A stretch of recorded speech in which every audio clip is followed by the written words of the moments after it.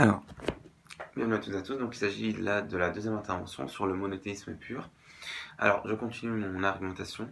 Alors, quand bien même ces différents dieux, selon la théorie des chrétiens, ou cet enfant de Dieu, ou cette trinité selon les chrétiens, ou cet enfant de Dieu et ce Dieu pour les juifs existait, et quand bien même ils auraient une même volonté, enfin, pas quand même ils existaient, mais quand bien même ils auraient la même volonté, cela signifierait que, en vérité, ils ont une seule volonté. Ils ont une seule volonté. Et donc, l'un des trois, en fait, serait soumis à la volonté d'un.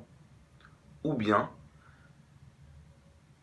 il serait, comment dire, il n'aurait pas de volonté.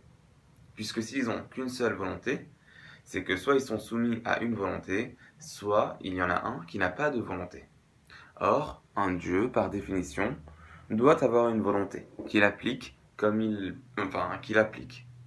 qu'il peut appliquer. Il doit avoir une volonté qu'il peut appliquer. Voilà, donc c'est pour ça que même si on a vu dans la première vidéo que si ils avaient des volontés différentes, du coup il y aurait un clash, il y aurait une confrontation et du coup il ne peut pas y avoir plusieurs dieux. Et là on dit que quand bien même ils auraient une même volonté, cela signifierait soit que l'un soit soumis à la volonté de l'autre, soit que l'un n'ait pas du tout de volonté, ce qui est impossible pour un dieu. Donc voilà pour le monothéisme et pourquoi le monothéisme pur est celui de l'islam. Et je vous invite donc à y réfléchir et à entrer dans ce qui vous, dans ce qui vous fait,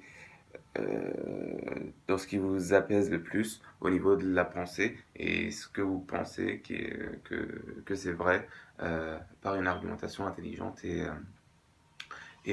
pertinente surtout. Voilà, donc c'est quand même. Ciao.